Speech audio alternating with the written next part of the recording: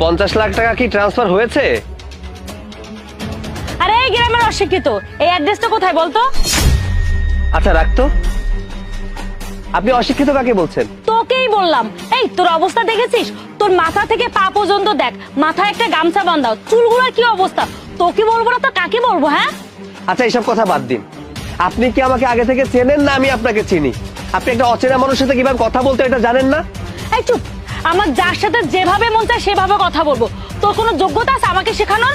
আপনি আমার যোগ্যতা নিয়ে কথা বলছেন, আমাকে অপমান করছেন, আবার আমাকে অশিক্ষিত বলছেন। আসলে অশিক্ষিত হচ্ছে আপনি। আচ্ছা আপনি এমন কি করে ফেলেছেন যে আমার যোগ্যতা নিয়ে কথা বলছেন?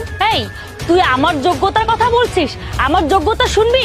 আমি বড় একটা রিসোর্টের ম্যানেজার। আমার স্যালারি কত জানিস? 50,000 টাকা। বাপের জন্মে কখনো 50,000 টাকা চোখে দেখেছিস? ওরে বাপ রে, 50,000 টাকা!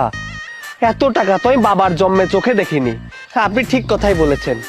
আচ্ছা আপনার সাথে আমার কথা বলাই ভুল হয়ে গেছে, আপনি দয়া করে এখান থেকে যান। হ্যাঁ হ্যাঁ যাচ্ছি। তোর মতো মানুষের সাথে কথা বলে শুধু শুধু আমার সময় নষ্ট করবো না। একটা অ্যাড্রেস বলতে পারে না, শালার অশিক্ষিত কোথাকার। আচ্ছা ম্যাডাম, আমি বলেছি আমার ভুল হয়েছে, আপনি দয়া করে এখান থেকে যান। আর আমি অ্যাড্রেস জানি না, আপনি যান।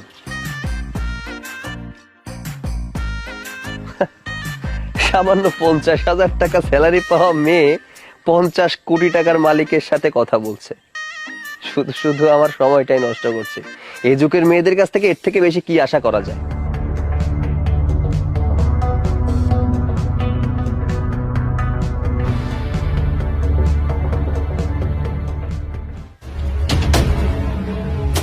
কি রে মা, তুই আসতে এত দেরি করলি কেন? আসার সময় রাস্তায় একটা অশিক্ষিত গাধাকে দেখলাম। জানো বাবা, মাথায় গামছা বাঁধা, চুল এলোমেলো। ওকে না দেখলে তো বুঝতেই পারতাম না যে বর্তমান যুগে মানুষ এইভাবে চলাফেরা করে। শুধু শুধু আমার সাথে তর্ক করছিল, তাই তো ঝামেলা করে চলে এসেছি। এইভাবে কেন বলছিস? এইভাবে কথা বলতে হয় না। আর অপরিচিত মানুষের সঙ্গে কখনো ঝগড়া করতে হয় না মা। ঝগড়া করবো না তো কি করবো?